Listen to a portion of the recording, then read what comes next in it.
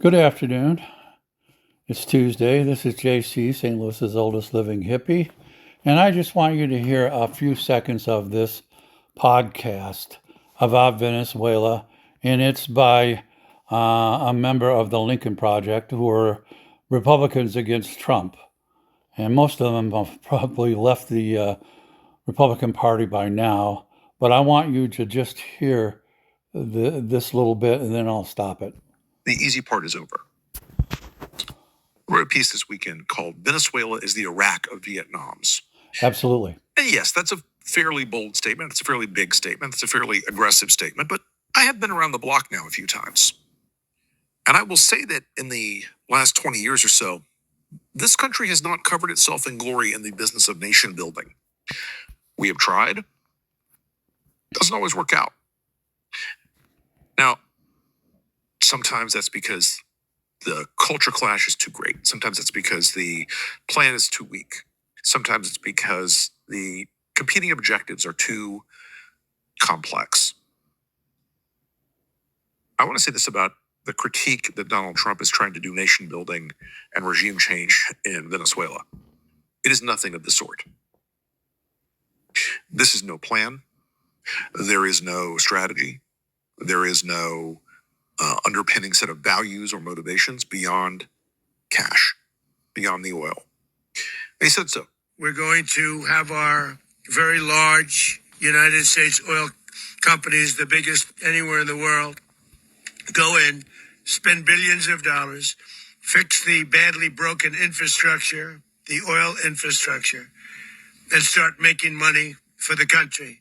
First, let me talk about a couple things about this that I think are really important to sort of contextualize where we're at. You know, for the last few days, I have seen nothing but MAGA folks beating their chests, jumping up and down, setting off the fireworks. We did it, baby! You know, as if Donald Trump had fast-roped out of a Chinook down there to kick the door down and snatch Maduro himself. Guys, of course we did it. Of course the Department of Defense was successful in doing this. Venezuela is not a hard target. This is a collapsing, corrupt regime led by a man who was corrupt and vile in every way. You know, there's an old story about when FDR gave King Saud a DC-3 back, I guess, just prior to World War II, maybe just after, I can't remember. But they took him up and they said, "Isn't this amazing, Your Majesty, this magnificent flying machine, this example of Western engineering?" And the king looked at the guy and said, "It is not supposed to fly like this." Of course, we did it. Pete Hegseth walking around like, "I'm a war fighter." Finally, a commander-in-chief the world respects and the American people deserve. And as the president said, words can barely capture the bravery and the power and the precision of this historic operation. A massive joint military and law enforcement raid flawlessly executed. No other country on planet Earth, and it's not even close, could pull this kind of operation off. And no other president has ever shown this kind of leadership, courage, and resolve. The most powerful combination the world has ever seen. Most powerful combination the world has ever seen. Guys, this was one of those missions where a lot more mattered with those intelligence geeks sitting in a skiff somewhere and the ISR folks and the aviation assets and the logistics than the door kickers. God bless Delta, man. They did a great job. But it's adorable that anybody thinks that this, that we couldn't get to a third world petro dictator in a crumbling police state. That we couldn't grab him and couldn't snatch him. We're very good at this stuff as a country. And that's fine.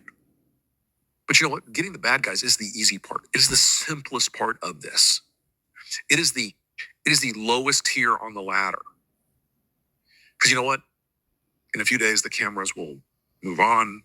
There will be some tiresome congressional hearings, and we will yell and scream, and we will talk about how lawless Trump is, and it's all true. But you got to remember, the Trump administration is built to win news cycles. not to win the peace, not to have an outcome. They don't care what happens next as long as their people make money. And that is what this is about. And there you go. It's about the money. Follow the money. And I think there's an important term that Rick used here. This is Rick Wilson, by the way, that he used here.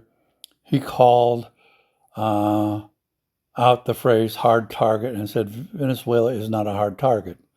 Well, we all know that Trump is a taco loser. He backs down when the going gets tough.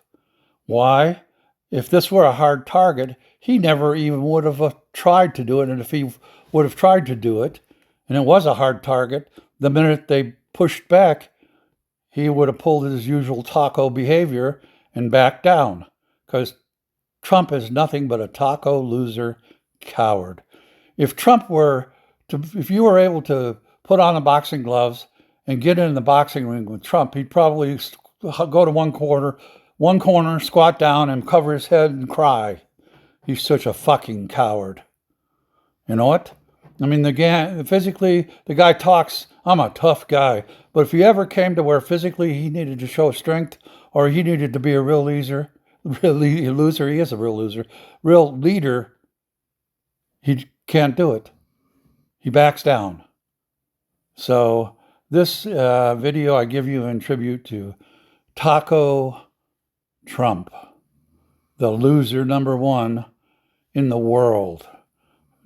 Donald Trump is the biggest loser of any politician in any country in the whole wide world. So fuck you, Donald Trump. This is JC saying, pox and more, Jack, and keep on trucking, everybody.